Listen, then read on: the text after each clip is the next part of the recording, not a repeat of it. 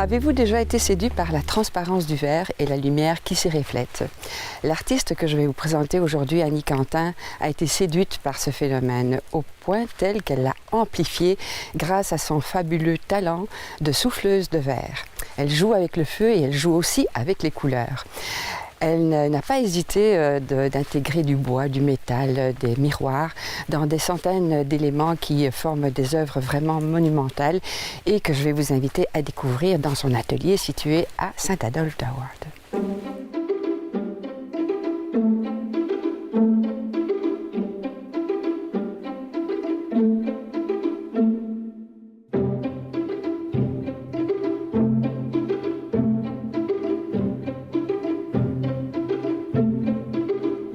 Flamboyance incandescente, de couleurs et de feu, l'univers d'Annie Quentin. Artiste ou enseignante en art? Voilà le seul dilemme qui sembla s'imposer au cours de ses études où Annie explora divers médiums tels que le papier, le bois, le métal, mais qui furent vite évincés par son coup de cœur, engendré par les premières lueurs du verre en fusion dont l'éclat, la chaleur et la métamorphose ont exercé sur elle une véritable fascination, adoptant ainsi le médium idéal pour se délester de ses pensées en pleine ébullition.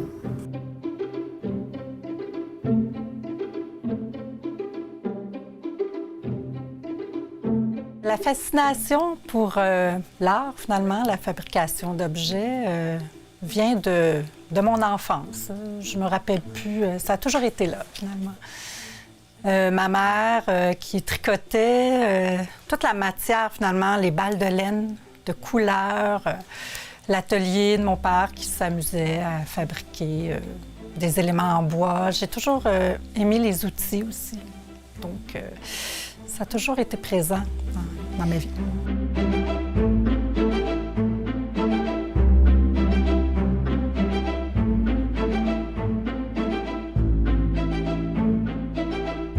Au Québec, c'est durant l'Expo 67, dans le pavillon de la Tchécoslovaquie, qu'on put découvrir et admirer des œuvres en verre soufflé, médium jusqu'alors peu exploré, mais qui, pourtant, bien longtemps avant notre ère, avait tracé sa marque en dignes matériaux dont la préciosité avait eu l'heure de séduire de nombreuses civilisations, de la Mésopotamie à l'Égypte.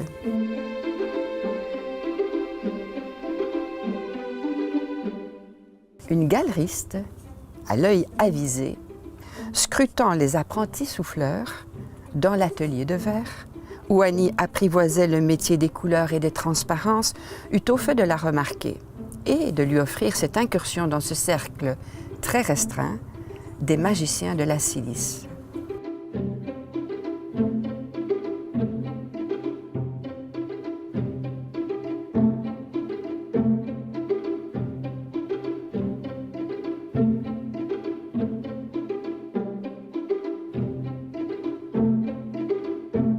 Clin d'œil du destin, Annie suivit allègrement ce chemin, savourant l'occasion de souffler du verre en fusion et d'exprimer ainsi ses émotions à travers la création de petits objets en verre qui, très vite, prirent de l'expansion pour se déployer plein d'ambition en de véritables installations dont les étonnantes couleurs vous éclaboussent en plein cœur. La couleur, dans ma démarche artistique, est prédominante. On dit aussi des artistes verriers que je suis une coloriste. J'ose mélanger plein de couleurs. Pour moi, c'est la vitalité. Et à travers le temps, j'ai travaillé avec des LED, des petites lumières. J'ai intégré le miroir pour créer des reflets, de la profondeur.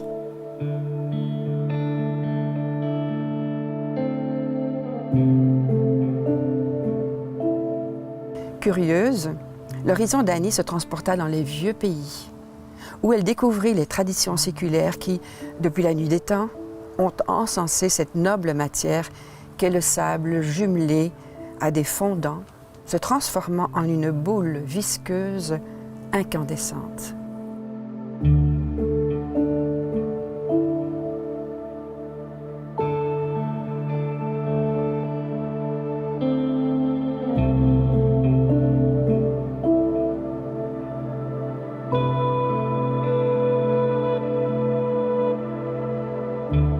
Avec dextérité et le geste assumé, elle façonne à même sa canne et ses bâtons de bois des formes vivantes et leur donne une identité unique grâce à ses mains fortes et agiles.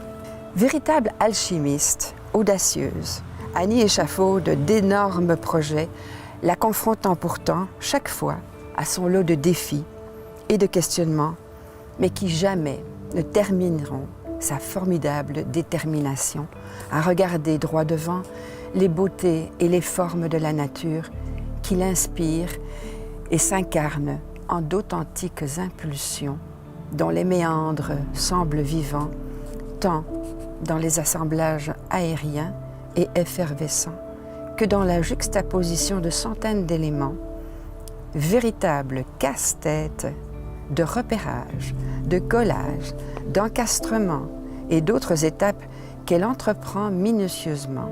Ce qui est bien en art public, c'est que les œuvres font partie du patrimoine québécois, donc sont là pour rester. Tu sais, un passant peut la remarquer ou non. Quotidiennement, il peut passer devant, puis une journée, elle va lui parler, elle va l'interpeller. C'est ça l'art public.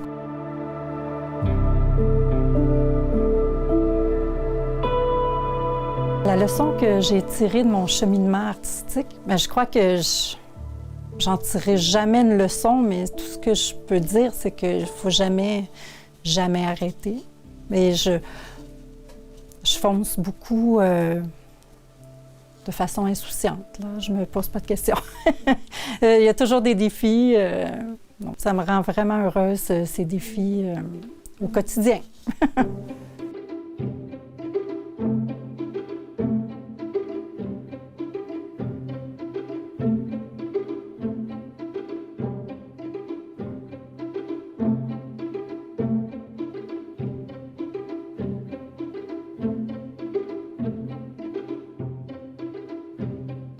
Non dénuée de stress devant l'envergure de la performance, en jonglant aussi avec la vie de famille et son cœur de maman. Sans doute, un brin de naïveté entretient sa créativité, ignorant l'ampleur de ses ardeurs et de son bonheur de communiquer sa joie de créer en équipe, d'incarner, d'exposer, de partager. Et quand la fatigue ou l'angoisse se font pressantes, elle repense à ses œuvres publiques qui égayent la vie, mais aussi à ses échanges intimes avec ses complices au cœur d'or, qui, comme le nombre d'or, partout s'infiltrent, sans oublier la nature qui lui offre son ressourcement, telle une spirale sans fin, une marée qui va et revient, et qui se nourrit et s'exprime à même le cercle de la vie.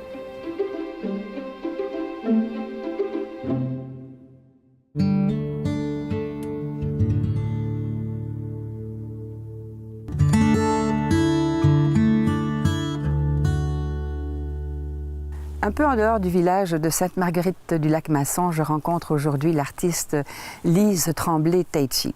Taichi, un nom qui ne sonne pas vraiment québécois, et pourtant, l'artiste est vraiment québécoise. Taichi est un mot chinois qui veut dire « transmettre la lumière ». Et lorsqu'on pénètre dans son atelier, baigné de lumière justement, on comprend mieux comment la joie des couleurs imbibe chacune de ses œuvres d'un esthétisme et d'un onirisme à couper le souffle dans des matériaux vraiment très diversifiés. La joie de vivre, c'est justement la philosophie de l'artiste qu'il a intégrée, qu'il a incarnée tout au long de sa vie et de sa carrière d'artiste. Et je vous invite aujourd'hui à découvrir ses œuvres un peu énigmatiques. Rentrez donc dans son rêve.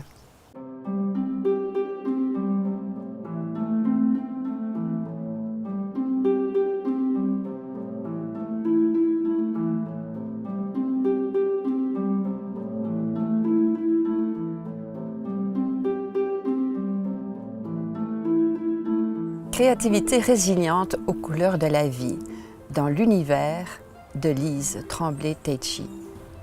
Bien qu'elle fût chérie à même le berceau du nid de la famille, l'entrée dans la vie ne fut pas facile pour Lise, quand la maladie lui jeta un sort, la laissant fragile jusqu'à l'adolescence, aux prises avec un désir infini d'apprendre à, justement, savourer la vie à tout prix.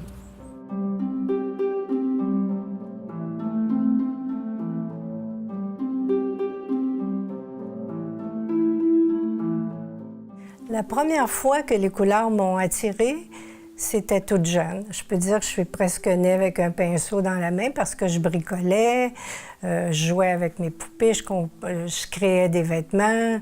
Et les couleurs, oui, parce que mon père m'avait acheté des Prismacolor, une grande boîte de Prismacolor. Je trouvais ça merveilleux. Alors, je jouais avec les couleurs beaucoup sur papier et tout. Donc, dès ma tendre enfance, c'était déjà en moi.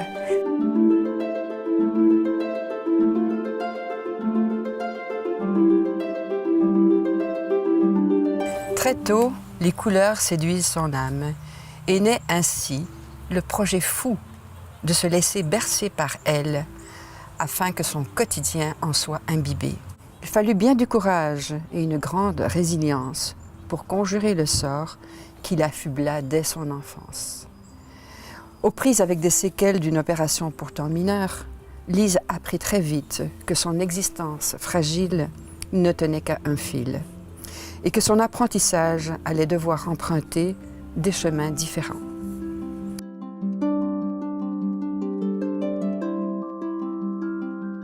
Vu que mon problème physique a fait que j'avais pas une très grande mémoire, donc au lieu d'apprendre par mémorisation, par mémoire, j'apprenais par l'analyse des gens, les jeux de couleurs, les jeux de formes, la géométrie, toutes ces choses qui ne sont pas des mots finalement, mais qui sont des formes. Et ça m'a amené à comprendre les choses autrement. Et j'ai beaucoup appris de cette façon-là. Et c'était ma forme d'intelligence, parce que mon intelligence, moi, elle était plus globale qu'intellectuelle. Et c'est pour ça que dans ma création, c'est comme ça que je travaille aussi, très intuitivement, pas du tout analytique, pas globalement, si vous voulez.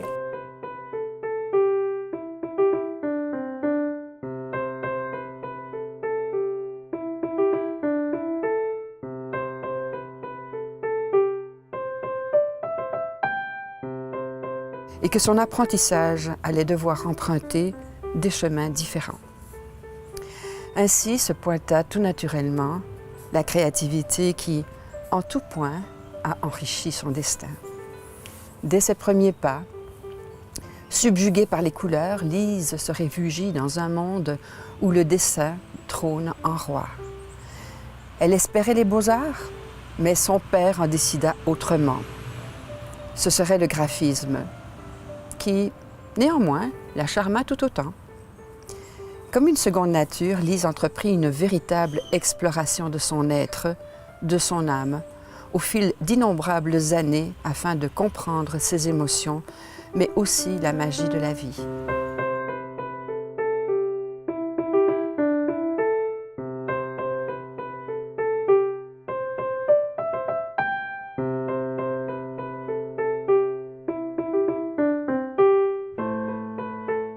En fait, toute jeune, je voulais être décoratrice de mode, je voulais faire des vêtements, je voulais aller aux Beaux-Arts. D'ailleurs, j'y allais le samedi, mon père me permettait. Mais quand est venu le temps de choisir ma carrière, mon père m'a dit « Non, les Beaux-Arts, tu ne gagneras pas ta vie. » Lui a eu de la misère à gagner sa vie, finalement, donc il voulait que moi, j'aie une belle vie, donc je rentre dans le travail un peu plus rémunérateur. Je ne peux pas être ingénieur, c'est pas ma personnalité, j'ai pas le goût de ça. Mais il m'a dit, là, si tu veux aller aux Beaux-Arts, non, mais tu pourras aller aux arts graphiques. Alors, il m'a inscrit aux arts graphiques et ça a été formidable parce que ça m'a donné une belle formation de toute façon. Donc, ça m'a amené par une porte de côté, mais à l'art de toute façon. Parce qu'on fait avec qui on est, comme on est, avec les qualités qu'on a et tout.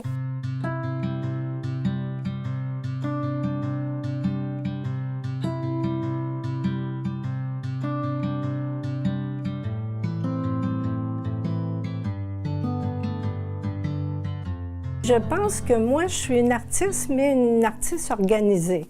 Donc, j'aimais créer, mais j'aimais faire un petit peu de sous aussi. Donc, oui, j'ai eu une compagnie de foulards. J'avais 300 boutiques à travers le Canada qui vendaient mes foulards, mes tableaux décoratifs. Ça m'a amené quand même à organiser ma vie aussi. Et ça a été une très belle expérience. Avec ma boutique que j'avais sur la rue Saint-Denis, la boutique Nuance, on était plusieurs artistes qui travaillaient là. Et j'ai toujours eu ce côté où j'aime organiser les choses aussi. J'aime me prendre en main, finalement.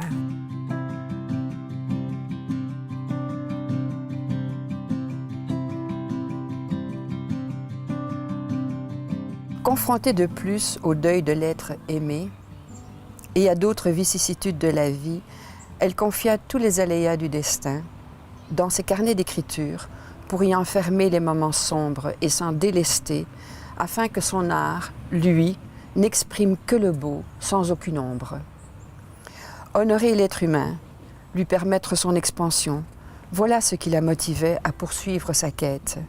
Pour se comprendre, se doter des plus belles qualités et les partager en toute authenticité.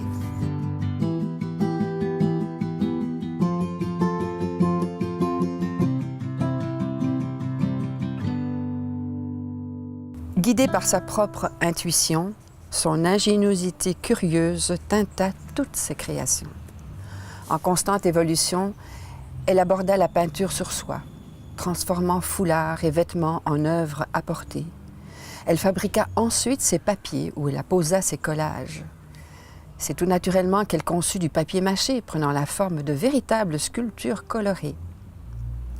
Le tour de ce jardin exploré, il lui fallait déplacer son horizon. Ce fut autour de la toile, habillée d'acrylique, ou des personnages aériens, des femmes surtout, collés à même le fond coloré, se détachaient dans un univers lumineux où les couleurs explosent toujours en douceur.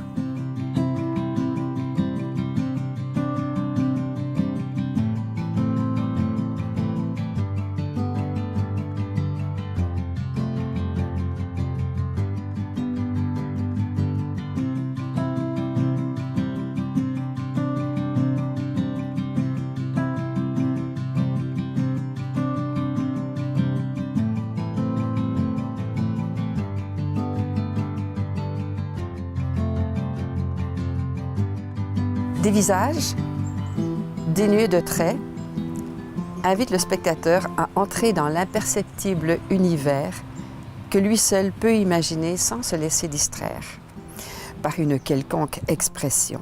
Une porte ouverte sur l'onirisme, témoignant combien la résilience, jumelée à l'espérance, porte fruit quand il s'agit de magnifier la vie. Et tous ces petits instants fragiles captés à même l'œuvre comme une offrande, un rappel que la vie peut être belle et que son credo, à elle, est de la partager avec la fougue et l'énergie de son constant émerveillement, dont l'horizon ne manquera pas de dévoiler les nuances de son infinie effervescence.